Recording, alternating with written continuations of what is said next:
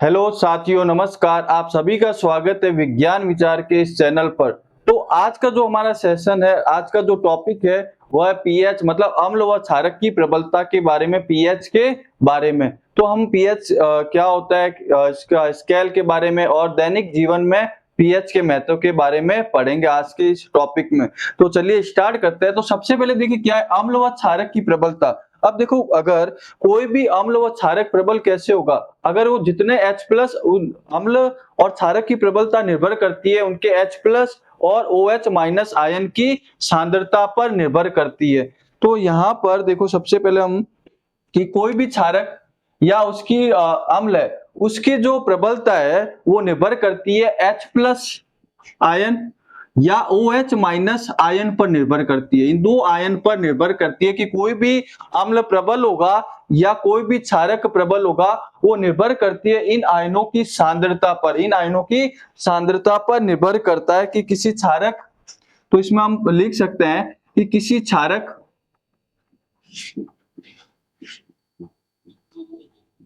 या अम्ल की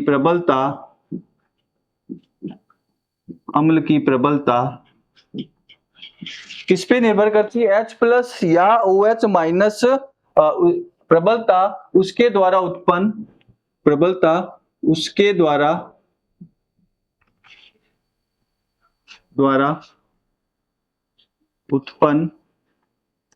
H प्लस आयन या OH माइनस आयन पर निर्भर करती है।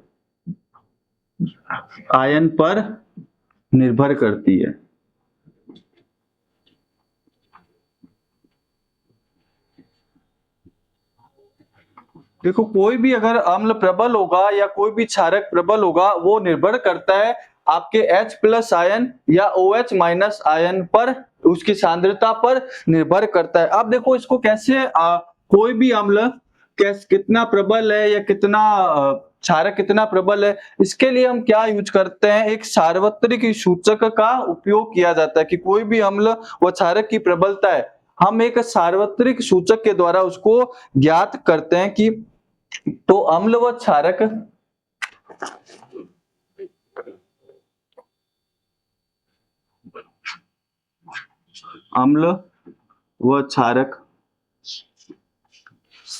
की प्रबलता, तो इसकी जो अम्ल व क्षारक की प्रबलता है उसको ज्ञात करने के लिए हम उपयोग करते हैं सार्वत्रिक सूचक का उपयोग किया जाता है।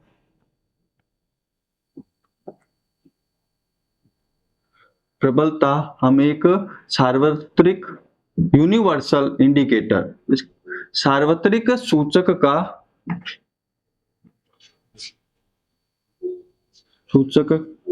का उपयोग करके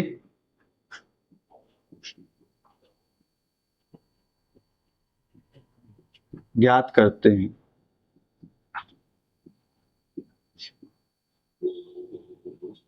देखिए, इन दो पॉइंटों से हमें दो बातें समझने को मिली कि कोई भी अम्ल प्रबल या कोई भी क्षारक प्रबल कब होगा, वो होगा इनके H प्लस आयन और OH माइनस आयन पर निर्भर करता है। लेकिन अब इसको ज्ञात कैसे कर सकते हैं कि भाई कोई भी अम्ल व क्षारक प्रबल है, इसको ज्ञात करने के लिए हम यूज करते हैं सार्वत्रिक सूचक का उपयोग करते हैं। किसका उपयोग करते हैं इसको ज्ञात करने के लिए? सार्वत्रिक सूचक का। अब देखो यहीं से मतलब ये क्या होता है, एक तरीके से पीएच पत्र है ना, पीएच पत्र होते हैं, उसी का एक तरीके से उपयोग करते हैं जिसको हम अभी पढ़ेंगे थोड़ी देर में। तो उसका उपयोग करते हैं, सार्वत्रिक सूचक का उपयोग करके हम बता सकते हैं कि कौन सा प्रबल है और कौन सा आपका क्षारक प्रबल है, कौन सा अम्ल प्रबल है। अब देखिए ये बात आती है कि सार्वत्रिक सूचक क्या होता है। देखो, ये जो सार्वत्रिक सूचक होता है, यह बहुत से सूचकों का, एक तरीके से विभिन्न प्रकार के सूचकों का क्या होता है, मिश्रण होता है। या अनेक सूचकों का क्या होता है, मिश्रण। तो सबसे पहले हम इसको परिभाषा देख ले, सार्वत्रिक सूचक क्या होता है। सार्वत्रिक सूचक, तो जो सार्वत्रिक सूचक होता है वो विभिन्न क्या होता है, यह अनेक सूचकों का मिश्रण होता है और है ना, ये क्या करता है, हाइड्रोजन आयन की सांद्रता को विभिन्न रंगों में क्या करता है, प्रदर्शित करता है। जो भी हाइड्रोजन आयन है उनकी सांद्रताओं को क्या करता है, विभिन्न रंगों में प्रदर्शित करता है।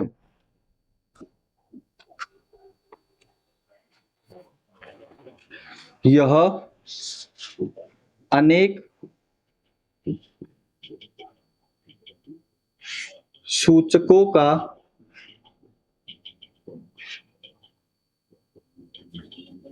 मिश्रण होता है। अब देखो, सार्वत्रिक सूचक को क्या बोल सकते हैं, यूनिवर्सल इंडिकेटर। क्या बोल सकते हैं, यूनिवर्सल इंडिकेटर। तो देखो, ये सबसे पहली बात हमें क्या पता चली, यह अनेक सूचकों का क्या होता है, मिश्रण होता है। दूसरा, यह क्या करता है, किसी भी विलयन में, यह किसी विलयन में, किसी विलयन में कोई भी आपके पास विलयन है, उस विलयन में ये क्या करेगा, आपकी जो हाइड्रोजन आयन है उसकी सांद्रता को क्या बताता है, प्रदर्शित करता है, विभिन्न रंगों में प्रदर्शित करता है। हाइड्रोजन आयन की सांद्रता को विभिन्न रंगों में प्रदर्शित करता है। किसी विलयन में हाइड्रोजन आयनों की विभिन्न सांद्रता को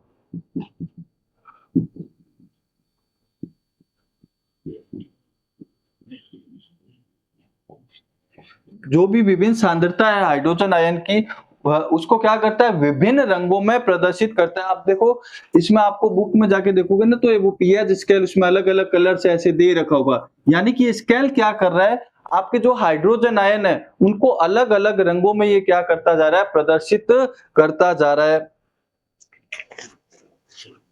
विभिन्न सांद्रता को विभिन्न रंगों में प्रदर्शित करता है, विभिन्न रंगों में प्रदर्शित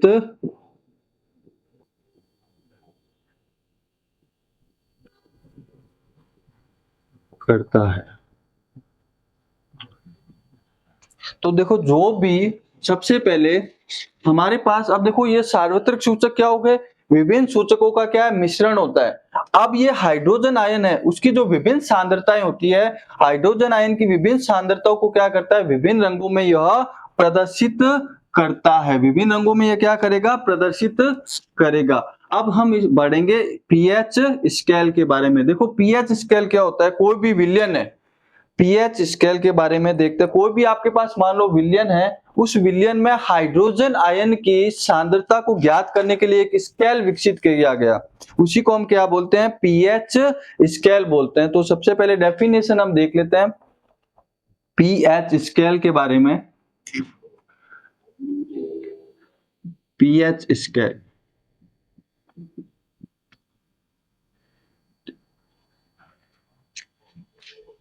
देखो यहाँ दो, पहले इसको फिर से, यहाँ हमें एक चीज पता चली कि कोई भी प्रबल और, है ना, कि कोई भी क्षारक है या अम्ल है, वह प्रबल कब होगा, H प्लस और OH माइनस की आयन की सांद्रता पर निर्भर करता है। जितना अधिक देगा उतना ही क्या होगा, वो प्रबल होगा।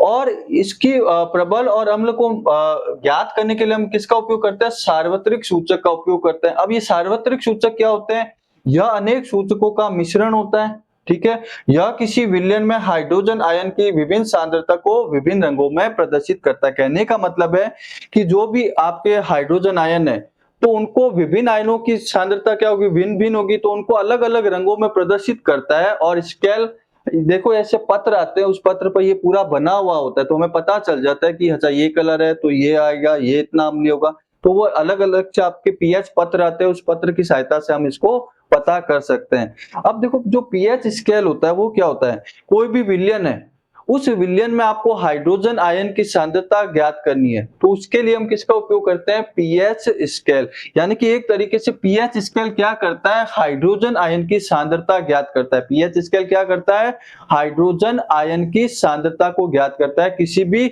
विलयन में। तो क्या होगा, हम किसी विलयन में, किसी विलयन में हाइड्रोजन आयन की सांद्रता को ज्ञात करने के लिए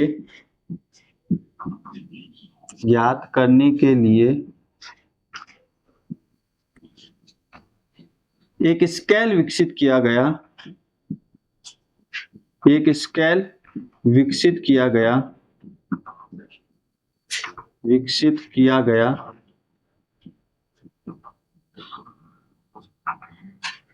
जिसे पीएच स्केल कहते हैं।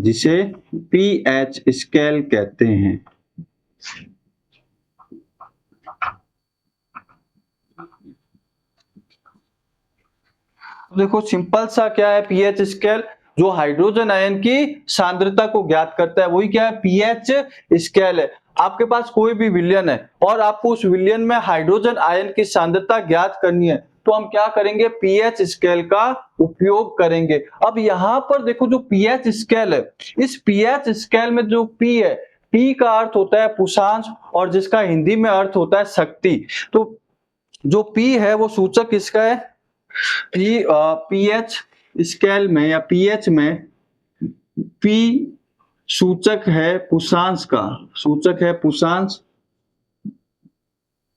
पुषांश जिसका अर्थ होता है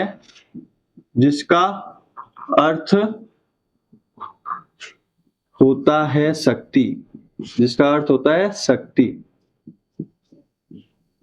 अब देखो यहां पर जो आपको पीएच स्केल दे रखा है, इस पीएच स्केल में जो पी है वो आपका सूचक है किसका, पुषांश का, और जिसका अर्थ क्या होता है, शक्ति। पीएच स्केल में ये जो पी है ये सूचक किसका है, पुषांश का, और जिसका अर्थ होता है शक्ति। यानी कि शक्ति मतलब कि हाइड्रोजन आयन की शक्ति, कितना हाइड्रोजन आयन है। तो देखो लिखा हो ना पीएच, तो पीएच, पी का मतलब क्या हो गया, शक्ति, और एच मतलब हाइड्रोजन आयन, तो उसकी शक्ति के बारे में यह बताता है पीएच स्केल। यानी कि पी किसको बताता है, शक्ति, किसकी, हाइड्रोजन आयन की शक्ति के बारे में यह बताता है। अब जो पीएच स्केल का जो मान होता है हमारा, वो कहां से कहां तक होता है, आपके 0 से लेके 14 तक, 0 से लेके 14 तक इसका मान होता है, किसका, पीएच स्केल का।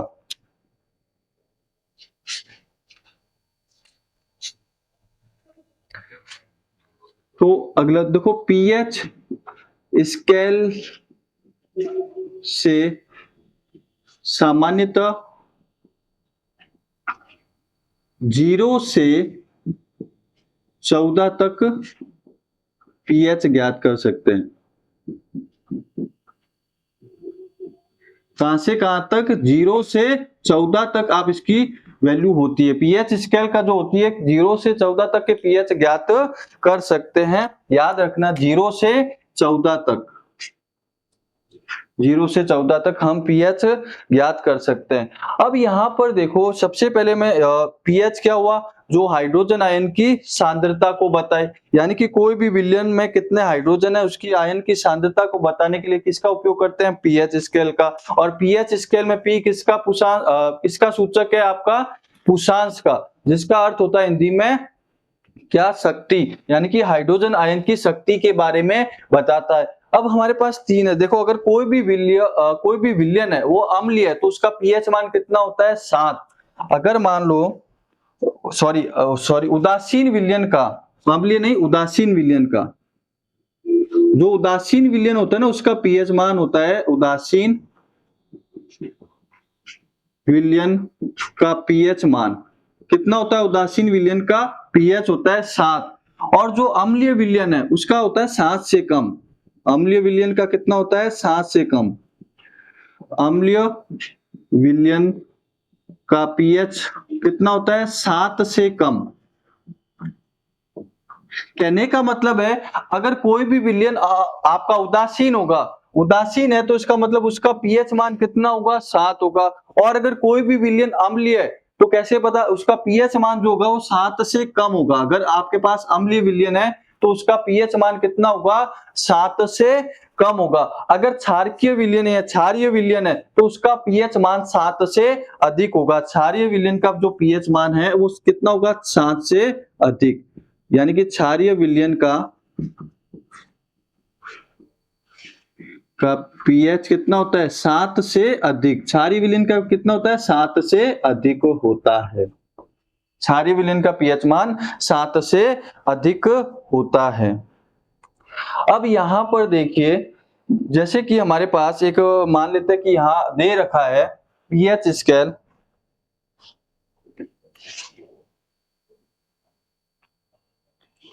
तो उस पीएच स्केल में क्या होता है,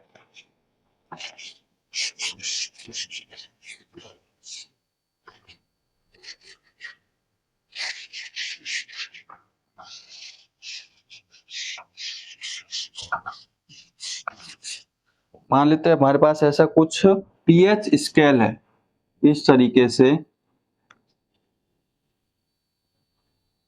और इसकी जो वैल्यू होगी 0 से कहां होगी, 14 तक होगी। 0 से 14 तक इसकी वैल्यू होगी। और यहाँ क्या होगा आपके, मान लेते हैं 7, यानी कि यहाँ जो होगा वो क्या होगा, उदासीन होगा। 7 पर क्या होगा, उदासीन, उदासीन होगा। अब देखो हम स्केल में जैसे जैसे इधर जाते हैं ना, तो अम्लीय प्रकृति, देखो जैसे जैसे मान कम हो रहा है ना, वो विलयन उतना ही अम्लीय होता है। देखो उल्टा, जैसे जैसे इधर आ रहे हैं हम, मान लो 7 इससे इधर आ रहे हैं, जैसे जैसे कम आ रहे हैं, जैसे मान लो यहाँ 6.4 है और यहाँ मान लेते 1.2 है, तो 6.4 और 1.2 में कौन सबसे अधिक अम्लीय होगा, 1.2। इसीलिए स्केल में जैसे जैसे हम इधर आते हैं तो अम्लीय प्रकृति बढ़ती जाती है। तो क्या हुआ, बढ़ती हुई अम्लीय प्रकृति होती है पीएच में। यहाँ इधर आते हैं तो हमारे पास क्या होगी, बढ़ती हुई अम्लीय प्रकृति, बढ़ती हुई अम्लीय प्रकृति, प्रकृति। इधर आते हैं तो क्या होती है, अम्लीय प्रकृति बढ़ती है। और अगर मान लो हम इधर चले जाए 7 से इस तरफ, तो हमारी जो क्षारकीय प्रकृति है वो क्या है, बढ़ती है। इधर क्या होता है, इधर जाते हो ना तो क्षारकीय प्रकृति क्या होगी, बढ़ती चली जाएगी। तो यहां पर हम लिख सकते हैं कि बढ़ती हुई क्षारकीय प्रकृति, बढ़ती हुई क्षारकीय प्रकृति,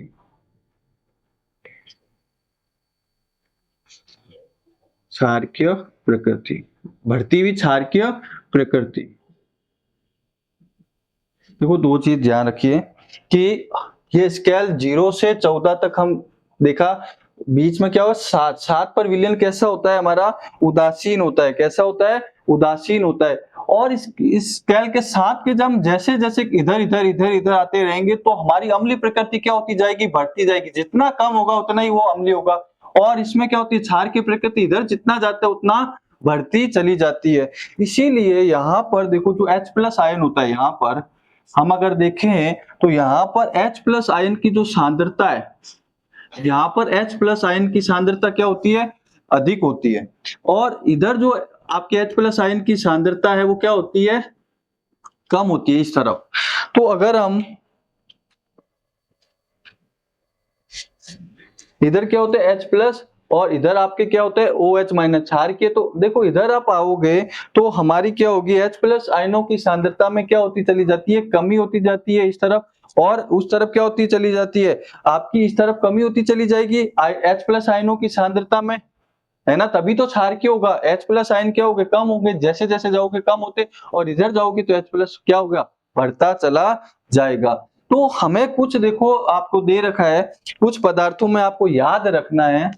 आपके कुछ पदार्थ हैं, उन पदार्थों का पीएच मान आपको सीधे याद रखना है। जैसे कि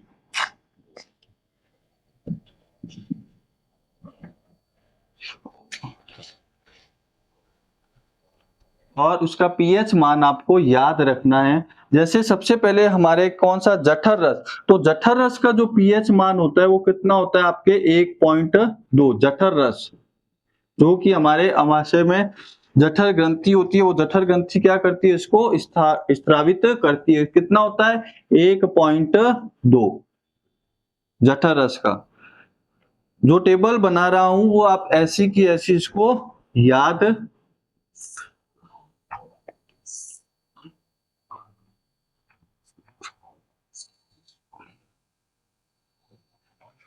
दूसरा मान लेते हैं हमारा नींबू का रस, तो नींबू का रस का कितना होता है 2.2, नींबू का रस इसका कितना होता है 2.2, पीएच मान कितना होता है 2.2 नींबू के रस का। फिर आता है शुद्ध जल, तो शुद्ध जल मतलब उसका कितना होता है 7, शुद्ध जल कितना होता है 7, शुद्ध जल का पीएच मान होता है 7। फिर है रक्त, तो रक्त का कितना होता है 7.4, इसीलिए देखो रक्त जो होता है ना, हमारा रक्त क्या होता है दुर्बल क्षारीय होता है, क्या होता है दुर्बल क्षारीय, क्योंकि देखो 7 से कितना थोड़ा सा ज्यादा, इसीलिए कैसा है दुर्बल क्षारीय। और शुद्ध जल कितना होता है पूरा का पूरा 7, यानी कि एक तरीके से उदासीन होता है शुद्ध जल। फिर अगला जो है वो milk of magnesia, milk of magnesia,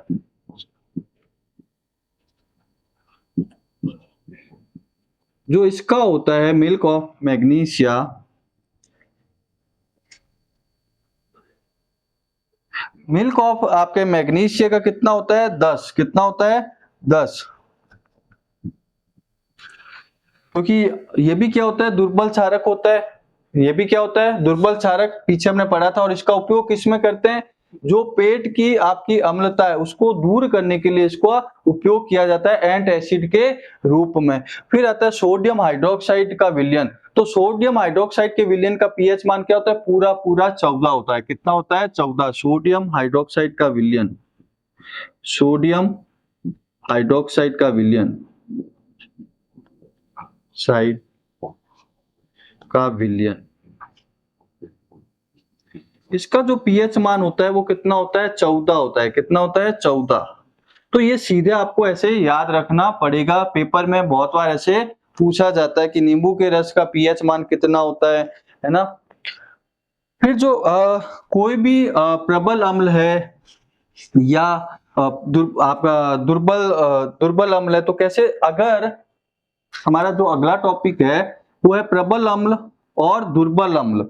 तो देखो प्रबल अम्ल क्या होगा, जो अधिक संख्या में H प्लस आयन दे वो क्या होगा प्रबल अम्ल, जो कम संख्या में H प्लस आयन दे वो क्या होगा आपका दुर्बल अम्ल होगा। तो प्रबल अम्ल,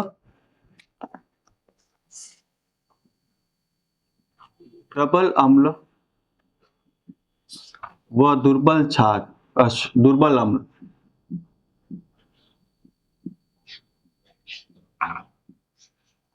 तो देखो जो अधिक संख्या में क्या करेगा H प्लस आयन उत्पन्न करता है उसको हम क्या बोलते हैं प्रबल अम्ल, यानी कि अधिक संख्या में, अधिक संख्या में H प्लस आयन उत्पन्न करते हैं। तो यहां पर देखो क्या होता है, जो प्रबल अम्ल होता है वो क्या होता है आपका H प्लस आयन क्या करेगा अधिक उत्पन्न करेगा, जो अधिक H प्लस आयन देगा वो होगा प्रबल अम्ल, और जो कम H प्लस आयन देगा वो क्या होगा आपका दुर्बल अम्ल।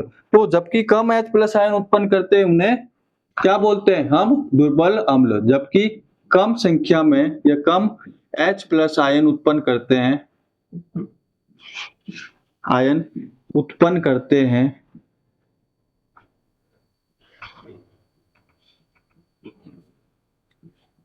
उन्हें दुर्बल अम्ल कहते हैं।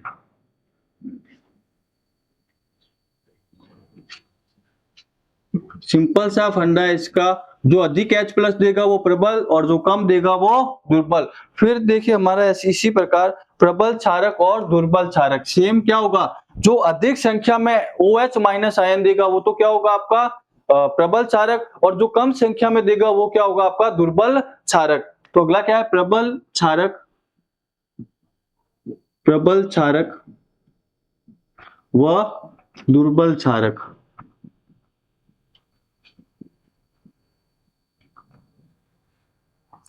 तो इसमें क्या होगा, जो अधिक संख्या में क्या करता है, अधिक संख्या में, अधिक संख्या में OH माइनस आयन उत्पन्न करते हैं,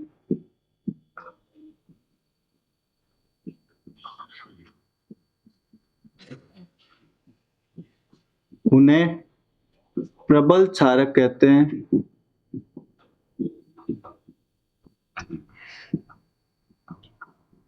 जबकि जबकि कम संख्या में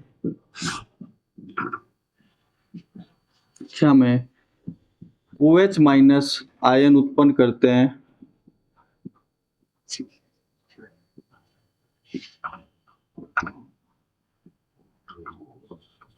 उन्हें दुर्बल क्षारक कहते हैं। उन्हें दुर्बल क्षारक कहते हैं। तो जो अधिक संख्या में आपके OH माइनस आयन देगा वो हो जाएंगे क्या, क्योंकि हमें पता है अम्ल क्या देते हैं H प्लस और क्षारक क्या देते हैं OH माइनस।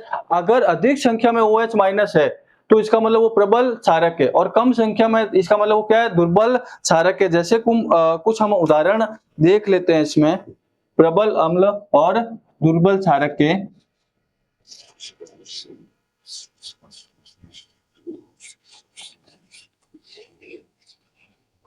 तो प्रबल अम्ल दुर्बल अम्ल, तो प्रबल अम्ल और दुर्बल अम्ल, तो प्रबल अम्ल में कौन सा आता है, एक तो हाइड्रोक्लोरिक अम्ल HCl,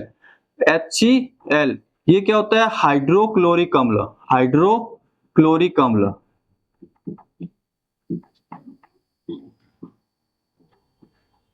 हाइड्रोक्लोरिक अम्ल कैसा होता है, हमारा प्रबल अम्ल होता है। दूसरा जो होगा वो आपका कौन सा होगा, नाइट्रिक अम्ल HNO3, HNO3 क्या बोलते हैं, नाइट्रिक अम्ल। नाइट्रिक अम्ल ये भी कैसा है, हमारा प्रबल अम्ल है। और एक होता है H2SO4 सल्फ्यूरिक अम्ल, क्या होता है H2SO4 यानी कि सल्फ्यूरिक अम्ल, H2SO4 सल्फ्यूरिक अम्ल।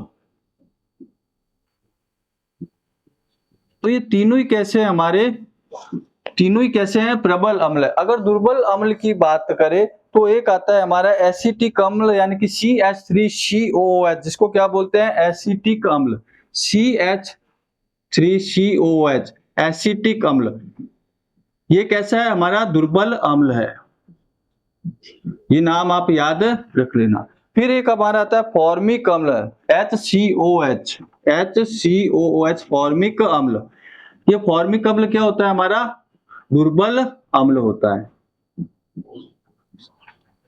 अगर हम बात करें अब किसकी, प्रबल क्षारक और दुर्बल क्षारक की, यहां पर ये तीनों क्या है आपके प्रबल अम्ल और ये दोनों आपके क्या है, दुर्बल क्षारक। अगर हम बात करें प्रबल क्षारक की, प्रबल क्षारक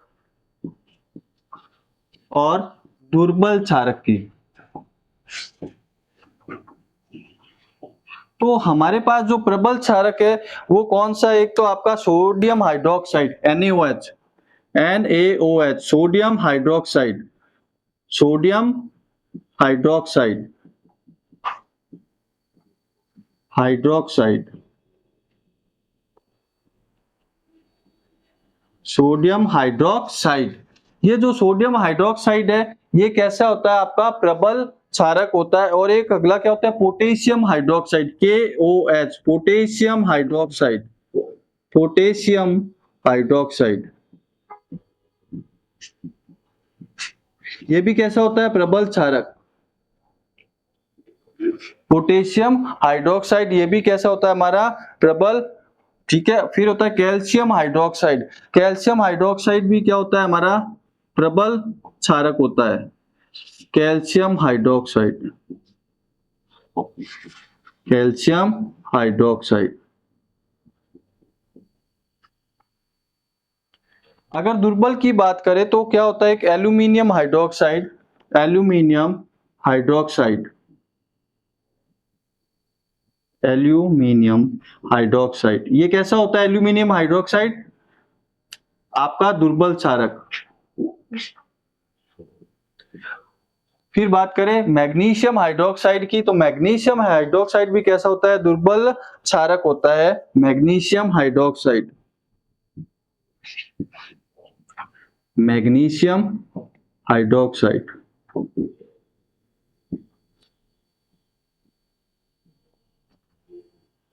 ये भी। तो यहाँ पर हमने देखा प्रबल अम्ल, दुर्बल अम्ल, प्रबल क्षारक और दुर्बल क्षारक में नाम। तो जो अब हमारा अगला जो टॉपिक है, दैनिक जीवन में पीएच का महत्व। तो देखो सबसे पहले हम पॉइंट यहाँ पर हमारे कुछ दे रखे हैं। जैसे कि पहला क्या दे रखा है कि हमारा जो शरीर है वो 7.0 से 7.8 के जो पीएच परास है उसके बीच में कार्य करता है, और जितने भी प्राणी है वो प्राणी इसी परास के बीच में क्या होते हैं, जीवित रह सकते हैं। तो हमारा शरीर कितना 7.0 से 7.8, यानी कि 7.8 सॉरी 0 से 7.8 पीएच परास के बीच में कार्य करता है, और जितने भी जीवित प्राणी हैं वो एक निश्चित परास मतलब इसी परास में क्या रह सकते हैं, जीवित रह सकते हैं। फिर देखो अगला आता है अम्लीय वर्षा। तो या अम्लीय वर्षा क्या होती है, जब आपकी बारिश होती है उस बारिश का पीएच मान अगर कितना 5.6 से कम हो जाए, कितना हो जाए 5.6 से अगर कम हो जाए उस बारिश का पीएच मान, तो ऐसी बारिश को हम क्या बोलते हैं, अम्लीय वर्षा कहते हैं। याद रखना जब बारिश हो रही है और उस बारिश का पीएच मान 5.6 से क्या है, कम है, तो ऐसी बारिश को हम क्या बोलते हैं, अम्लीय वर्षा बोलते हैं। अब देखो इस अम्लीय वर्षा के नुकसान भी होते हैं, जैसे कि मान लो ये किसी हमारी ऐतिहासिक धरोहर है, जैसे मान लो ताजमहल वगैरह या कोई भी, जब उस पे पड़ती है तो उसकी दीवारों को ये क्या करती है, खराब करती है। या जब इस अम्लीय वर्षा का पानी नदियों के अंदर जाता है तो नदियों के अंदर जो जलीय जीव है उनके लिए जीवित रहना क्या हो जाता है, कठिन हो जाता है, उनको जीना थोड़ा सा कठिन हो जाता है। तो ये क्या कह रहा है, जब अम्लीय वर्षा का जल नदियों में जाता है तो ये जलीय जीवों की उत्तरजीविता कठिन हो जाती है। यानी कि जैसी बारिश हुई अम्लीय, उस बारिश का पीएच मान 5.6 से कम हुआ तो कैसी बारिश हो गई, अम्लीय वर्षा हो गई। और इस अम्लीय वर्षा का पानी जब हमारे नदियों में जाता है तो जो जलीय जीव है, यानी कि आपके जलीय जीवों की उत्तरजीविता क्या हो जाती है, कठिन हो जाती है इसके कारण। तो सबसे पहले अम्लीय वर्षा किसे कहते हैं, जब बारिश का पीएच मान यानी कि यदि वर्षा के जल का पीएच मान 5.6 से कम हो जाता है तो उसे हम क्या बोलते हैं, आपकी अम्लीय वर्षा बोलते हैं। और यही अम्लीय वर्षा जब नदियों के अंदर जाती है तो क्या होता है, वहां के जो जीव जंतु है उनका रहना थोड़ा सा जीवित रहना कठिन सा हो जाता है। फिर अगला जो है मिट्टी का पीएच। देखो अच्छी उपज के लिए कोई भी फसल है, आपको अच्छी उपज की फसल चाहिए तो उसके लिए विशिष्ट पीएच परास चाहिए, मिट्टी की क्या चाहिए, एक विशिष्ट पीएच परास चाहिए। अब देखो होता क्या है कि मान लो किसान इसमें क्या करता है कि अगर मान लो कोई आपके स्थान है वहां की मिट्टी का पीएच मान कम या अधिक है तो किसान अपनी आवश्यकता अनुसार उसमें क्या मिलाते हैं, क्षारकीय या अम्लीय पदार्थों को मिलाते हैं। जैसे कि मान लो कोई जगह है वहां पर उस मिट्टी का देखो कैसे होता है, पहले ये आपके मिट्टी की पीएच जांच होती है, उसके अनुसार अगर मान लो क्षारकीय पदार्थ की आवश्यकता तो क्षारकीय मिला देते हैं, अम्लीय पदार्थ की आवश्यकता होती है तो अम्लीय पदार्थ को मिला दिया जाता है। तो ये कह रहा है कि यहाँ पर अच्छी उपज के लिए पौधों को एक विशिष्ट पीएच परास की आवश्यकता होती है। फिर यदि किसी स्थान की मिट्टी का पीएच कम या अधिक है, मान लो कोई भी जगह है आपका खेत वगैरह जहां फसलें उगाई जाती है, अगर मान लो उसकी जो पीएच है वो या तो क्या है, कम है या अधिक है, तो किसान क्या करते हैं अपनी आवश्यकता अनुसार उसमें किसान आवश्यकता अनुसार अम्लीय क्षारकीय पदार्थों को मिलाते हैं। ऐसे नहीं है कि आए जैसे मिला दिया, नहीं। मान लो पहले से मिट्टी की आप सपोज करो आपने मिट्टी की जांच नहीं करोई और वह मिट्टी अम्लीय है और उसमें आपने और अधिक अम्लीय पदार्थ मिला दिया तो वो मिट्टी और खराब हो जाएगी। इसीलिए जांच करके आवश्यकता अनुसार, मान लो अब क्षारकीय की आवश्यकता है तो क्षारकीय पदार्थ मिला दिया जाता है और अम्लीय पदार्थ की आवश्यकता होती है तो अम्लीय पदार्थ की आवश्यकता होती है। वैसे जो जनरली किसान वगैरह है वो क्या करते हैं इसमें चूना या आपके जो है ना ऐसी चीजें मिलाए करते हैं। फिर देखिए उदर का पीएच। अब देखो उदर मतलब हमारा पेट, उदर पेट के अंदर जो हमारा उदर है वह एक कौन सा अम्ल उत्पन्न करता है, हाइड्रोक्लोरिक अम्ल उत्पन्न करता है। हमारा उदर हाइड्रोक्लोरिक अम्ल यानी कि HCl उत्पन्न करता है। हमारा उदर कौन सा, हाइड्रोक्लोरिक अम्ल को उत्पन्न करता है यानी कि HCl उत्पन्न करता है। और ये जो हाइड्रोक्लोरिक अम्ल है HCl, यह भोजन के पाचन में क्या होता है, सहायक होता है। यह भोजन के पाचन में क्या होता है, सहायक होता है ये अम्ल। HCl जो होता है, देखो उधर कौन सा अम्ल उत्पन्न करेगा, HCl मतलब हाइड्रोक्लोरिक अम्ल, और यह क्या होता है हमारे पाचन में सहायक होता है। अब क्या होता है जब अपच की स्थिति होती है, जब मान लेते हैं खाना डाइजेस्ट नहीं हुआ, तो इस अम्ल की यानी कि इस हाइड्रोक्लोरिक अम्ल की मात्रा बढ़ जाती है। अपच की स्थिति में, अपच मतलब आप खाना खा रहे हो, डाइजेस्ट नहीं हो रहा है, वो पच नहीं रहा है, तो अपच की स्थिति में क्या होगा, हमारा जो ये उदर है, ये हाइड्रोक्लोरिक अम्ल की मात्रा क्या कर देगा, अधिक स्रावित करेगा, जिससे क्या होगा, आपको पेट के अंदर, उदर के अंदर जलन व दर्द का अनुभव होगा। तो देखो क्या होता है, अब अपच की स्थिति में क्या होगा, अधिक मात्रा में अम्ल उत्पन्न करता है, जिसके कारण उदर में दर्द व जलन का अनुभव होता है, जिसके कारण दर्द और जलन का क्या होता है, आपको अनुभव होता है। अब देखो इस दर्द और जलन से छुटकारा पाने के लिए हम एंटासिड का उपयोग करते हैं। क्या करते हैं, एंट एसिड का उपयोग करते हैं। ये क्या होते हैं, एंट एसिड दुर्बल क्षारक होते हैं, है ना। इन क्षारकों का उपयोग करते हैं, जैसे कि जनरली मिल्क ऑफ मैग्नीशिया। किसका यूज करते हैं, मिल्क ऑफ मैग्नीशिया, जिसको क्या बोलते हैं, मैग्नीशियम हाइड्रोक्साइड। क्या बोलते हैं, मैग्नीशियम हाइड्रोक्साइड का उपयोग करते हैं इस दर्द और जलन के निवारण के लिए। जनरली ये सीधा प्रश्न पेपर में भी बहुत बार पूछा जाता है कि जब हमारे उदर में जलन और दर्द है, तो उसके छुटकारा या मुक्ति पाने के लिए कौन से एसिड का, एंट एसिड का उपयोग किया जाता है, या कौन से दुर्बल क्षारक का उपयोग किया जाता है। क्योंकि यहाँ पर जो मिल्क ऑफ मैग्नीशिया है, वो एक क्या दुर्बल क्षारक है, क्या एक दुर्बल क्षारक, यानी कि मैग्नीशियम हाइड्रोक्साइड एक दुर्बल क्षारक है, और इस क्षारक का उपयोग उदर के अंदर आपके जो जलन है और जो दर्द है उसको दूर करने के लिए इसका उपयोग किया जाता है। हमारे उदर के अंदर जो भी उत्पन्न हुआ है जलन वगैरह, उनको दूर करने के लिए इसका उपयोग किया जाता है। देखो क्या होता है, उदर में सबसे पहले क्या हाइड्रोक्लोरिक अम्ल उत्पन्न करता है उदर, है ना, और यही HCl यानी कि हाइड्रोक्लोरिक अम्ल भोजन के पाचन में क्या करता है, हमारी सहायता करता है। जब अपच की स्थिति आती है, अपच मतलब आपका खाना मान लो डाइजेस्ट वगैरह नहीं हुआ, है ना, एसिडिटी वगैरह, तो क्या करता है कि यह जो हमारा उदर है अधिक मात्रा में क्या करता है, HCl को उत्पन्न करता है, जिससे क्या होगा, आपके उदर में जलन और दर्द होगा, और इस दर्द को दूर करने के लिए एंटासिड जैसे क्षारकों का उपयोग किया जाता है। तो वो उपयोग कौन से वो क्षारक, मैग्नीशियम हाइड्रोक्साइड, कौन सा है, मैग्नीशियम हाइड्रोक्साइड, जिसको मिल्क ऑफ मैग्नीशिया भी बोला जाता है, और यह एक क्या है, दुर्बल क्षारक है, यह एक दुर्बल क्षारक है। ठीक, देखो अब जो हमारा अगला है वो क्या है कि यहाँ पर मुंह का पीएच या दंत क्षय। देखो दंत क्षय कब प्रारंभ होता है, जब आपका मुंह का पीएच मान कितना हो जाए, 5.5 से कम हो जाए, तब दंत क्षय प्रारंभ होता है। पेपर में सीधे पूछा जाता है दंत क्षय कब प्रारंभ होता है, जब मुंह का पीएच मान कितना हो जाए, 5.5 से कम होने पर दांतों का क्षय प्रारंभ हो जाता है।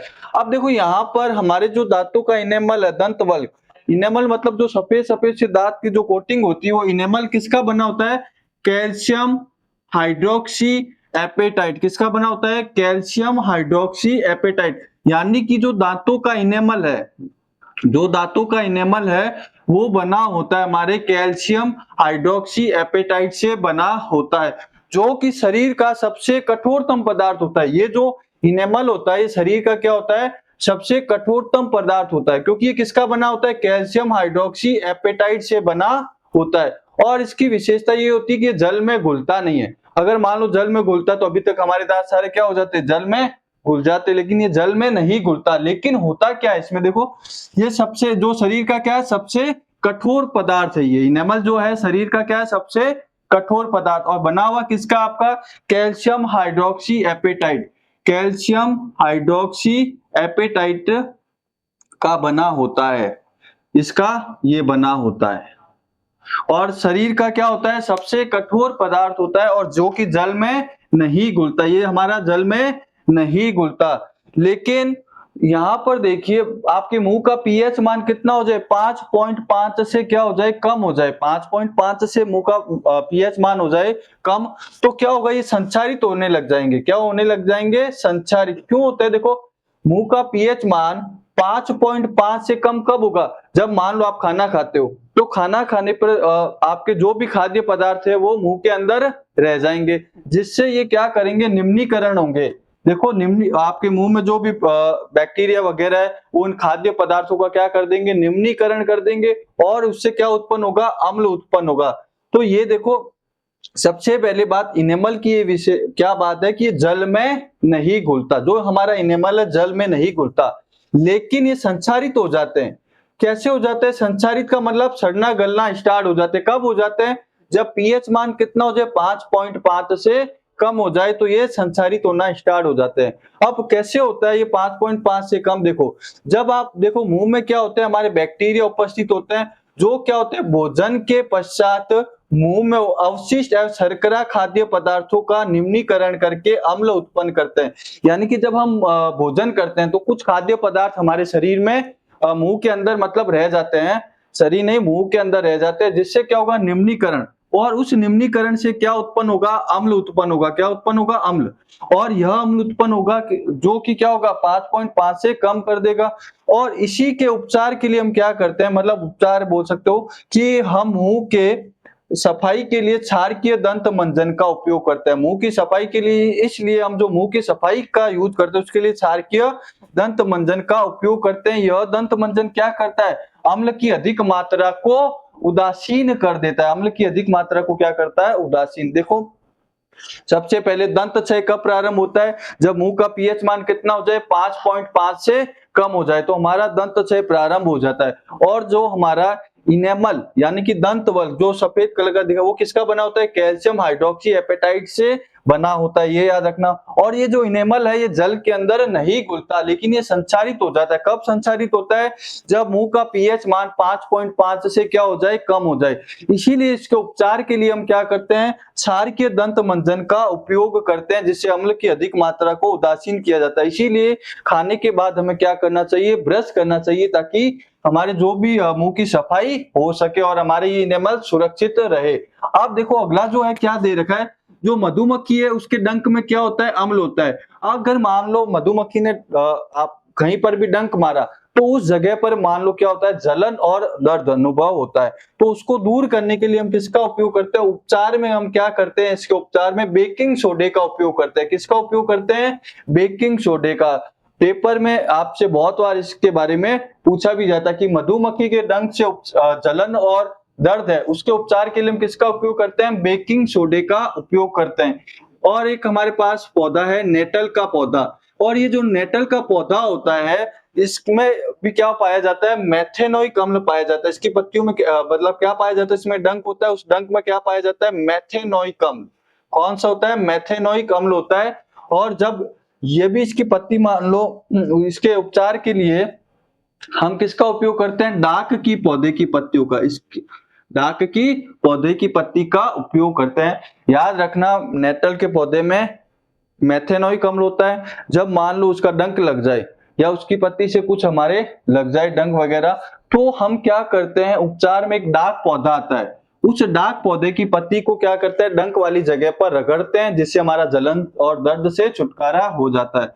अब देखो ये सीधे आपको याद रखना है, क्योंकि सीधे पेपर में यहाँ से प्रश्न आता है। जैसे आपको कुछ नाम दे रखे प्राकृतिक सोर्स, उसमें जैसे सिरका है तो सिरके में कौन सा अम्ल पाया जाता है, सिरके में पाया जाता है एसिटिक अम्ल। सिरके में कौन सा होता है, एसिटिक अम्ल। संतरा, इसमें क्या होता है, सिट्रिक अम्ल। इमली में टार्टरिक अम्ल। टमाटर में ऑक्जेलिक अम्ल। खट्टा दूध या दही, इसमें क्या होता है, लैक्टिक अम्ल होता है। नींबू में कौन सा होता है, सिट्रिक अम्ल होता है। और चींटी का जो डंक है उसमें क्या होता है, मेथेनोइक अम्ल। और जो नेटल का डंक होता है उसमें भी क्या पाया जाता है, आपके मेथेनोइक अम्ल। तो ये आपको सीधे ही याद रखने हैं, ऐसे जो लिखे हुए ऐसे के ऐसे। पेपर में डायरेक्ट सीधे पूछा जाता है कि मान लो आपसे पूछ ले कि संतरे में कौन सा अम्ल पाया जाता है, तो उत्तर क्या होगा, सिट्रिक अम्ल। देखो संतरा और नींबू में सेम है, संतरे में भी सिट्रिक अम्ल है और नींबू में भी सिट्रिक अम्ल है। जो खट्टे रसदार फल है उसमें कौन सा है, सिट्रिक अम्ल है। इमली में कौन सा है, टार्टरिक अम्ल।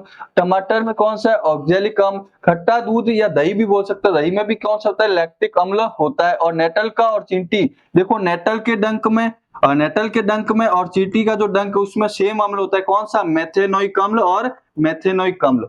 तो यहां तक हमारा ये पीएच दैनिक जीवन में पीएच क्या होता है, कंप्लीट। तो धन्यवाद।